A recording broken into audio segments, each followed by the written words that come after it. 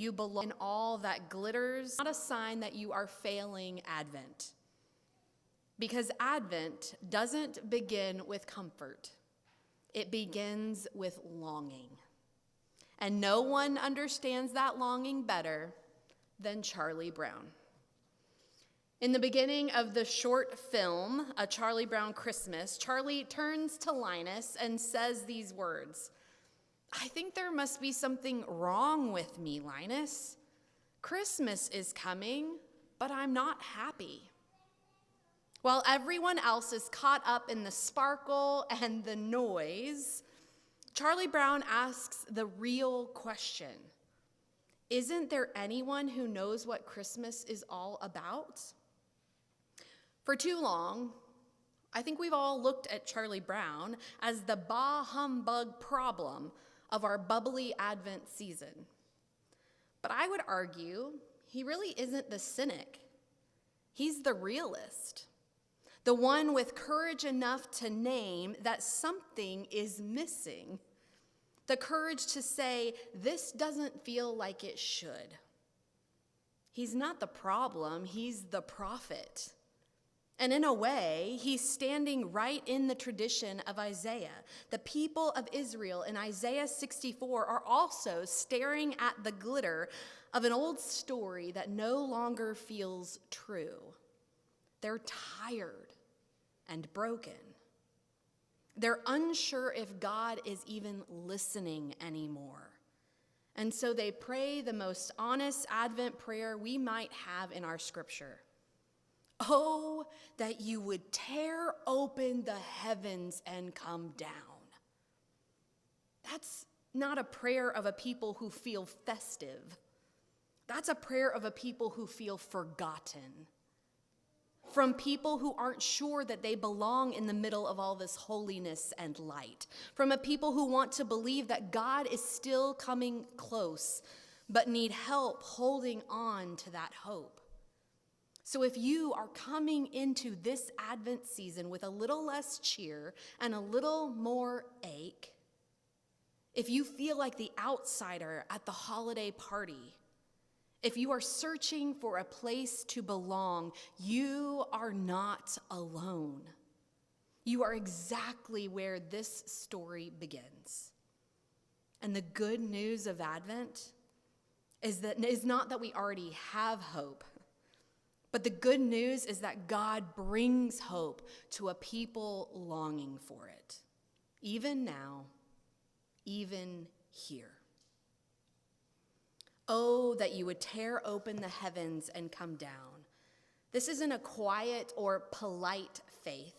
It is a gut-level prayer, raw and loud. It's frustration, it's grief, it's spiritual exhaustion. It's what some might call ugly hope. And maybe that's what we need this year. Ugly hope. A hope that's been in the ring and fought a couple of rounds. It's a hope that's barely hanging on, that's prayed through tears. A hope that doesn't dress up for church, but shows up limping and late, wondering if it even belongs. And Isaiah doesn't hide that fact. He speaks for a people who have been through it. A people who've watched their world fall apart. A people who aren't even sure if they can celebrate this year. Does that sound like anybody? We've walked through yet another year that feels like we've lost the plot. People are weary. Communities are divided. There's a war and hunger and injustice and anxiety. And somehow the commercials are still telling us, have a holly jolly Christmas. And it's not that we're just tired. It's that we're spiritually threadbare. Yet this is what Isaiah says. This is where the promise comes. Not when we pretend like everything is okay, or when we sing louder or put up more lights, but when we allow ourselves to long. When we let ourselves be honest And we join Isaiah in saying, God, tear open the heavens and come. Walter Brueggemann, one of the amazing theologians of our time that we lost this year, said these words: lament is the refusal to settle for the way things are. That's what Isaiah is saying.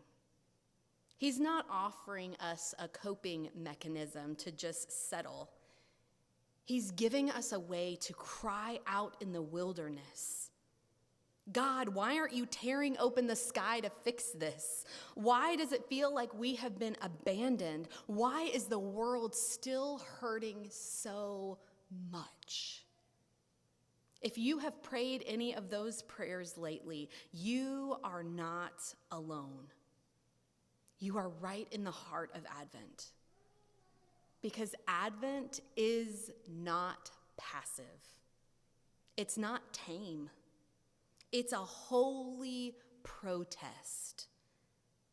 A spiritual unrest against a world that needs saving.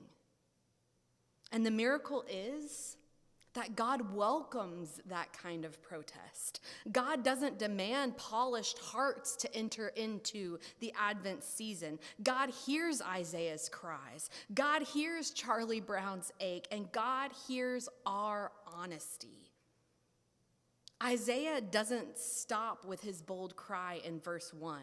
He keeps pulling God into a kind of conversation in the text.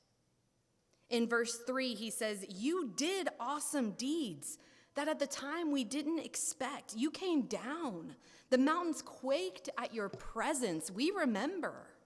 We remember what you used to do. We remember when you showed up, when you split the sea, when you spoke from fire, when you walked with us in the wilderness. We remember. There's an ache in Isaiah's words. Because as he's saying he remembers, he's also saying, where are you now? And haven't we felt that? There are moments in life when we can clearly remember God's presence. Moments when we knew we were carried. Moments when our prayer felt alive, when worship moved us, when scripture spoke directly to our need. But then there are seasons where it doesn't. When the memory is there, but the nearness is gone. When it's hard to pray, harder to sing, and harder to believe. And Isaiah gives voice to that moment. And Advent, this season, gives us permission to bring that spiritual disorientation right here into the heart of worship. In verse 7, there is no one who calls on your name or attempts to take hold of you, for you have hidden your face from us and have delivered us into the hand of our iniquity. That's the moment in the text where the people stop trying to sugarcoat things and they confess, we've also grown distant. We've let go of prayer. We've stopped trying to hold on to you, God. Some of the distance is ours to own. This is where Advent gets real. Isaiah models something deeply important. Lament and confession go together. It's not just us saying, God, why are you far away? It's also us confessing maybe we've been hiding from you. We've stopped hoping because it hurts too much. We've numbed ourselves with distraction because we are afraid. We've clung to control instead of faith. We've stopped expecting things to change. But what's stunning about Isaiah is this. Even in their failure, their shame, and their fading faith, they keep talking to God. They don't give up. They don't shut down. They keep calling, keep crying, keep reaching, and that is faith. Faith isn't shining certainty. Faith is sometimes just the refusal to give up on the conversation with God. So here's the invitation. What if Advent this year is less about getting into the Christmas spirit and more about returning to honest conversation with God? What if it's not about feeling festive? What if it's about feeling deeply? Longing honesty, confessing freely, believing that even if God feels far off, God still listens. This Advent, I'm not going to give you more to do, but I am going to offer you a way to slow down. In your hands, hopefully you received outside, and if not, we've got plenty more. Receive it before you leave today. But I'm going to give you this simple card. It's a daily examine for Advent. It's not a task to finish. It is a pause at the end of each day, a way to pray by noticing. Notice what is stirring in your spirit. Notice what made you feel distant or heavy, what awakened hope or reminded you how much you need it. It's just a few questions for the end of each day. Where did I feel joy? Where did I feel empty? What am I longing for? This is not extra credit. This is Advent. And here's the part that I love, both as your pastor and as a Duke alum. Right now, Duke University is the leader in research at the intersection of faith and neuroscience. They're studying practices like the examine and discovering what the church has seemingly always known, that honest reflection deepens faith and heals the human heart.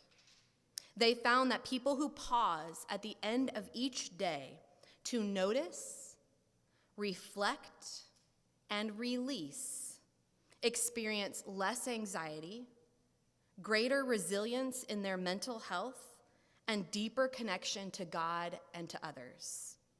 Why? Well, because when we stop and we name what is real, when we confess what we're carrying, and we notice what we're missing, we're not just praying, but we are making room. Room for God to meet us in this mess. Room for Christ to come close again. Room for Christmas that actually saves. So here's the invitation for you, for me, and for every Charlie Brown out there that hears this message. Don't try to rush into joy. Don't force yourself to feel anything you don't. Stay honest. Stay open. Stay bothered, because this isn't the way things are supposed to be. And hold space for the God that is coming.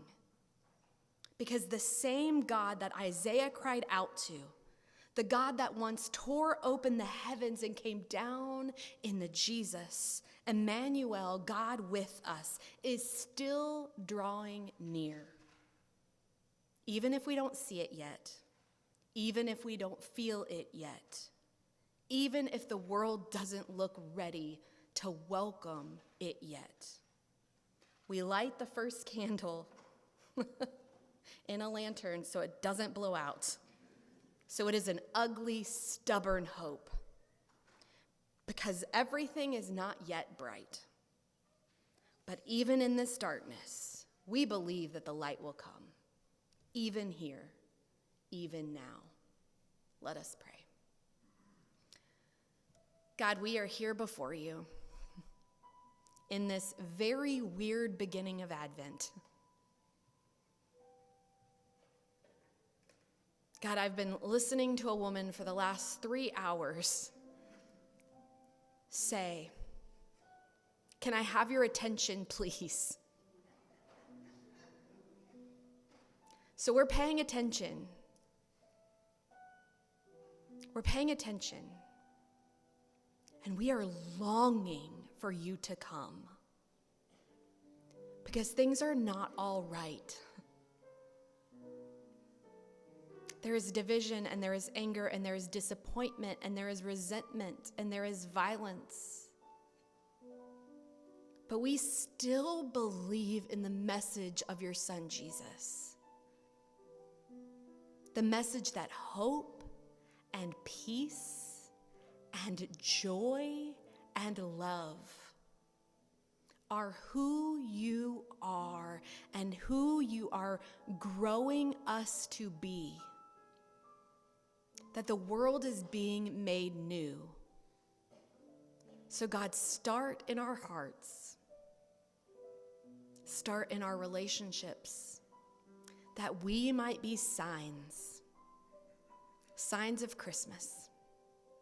Signs that truly Christ is coming into our world. And all will be well. And all manner of things shall be well. May it be so in the name of the Father, and of the Son, and of the Holy Spirit. Amen.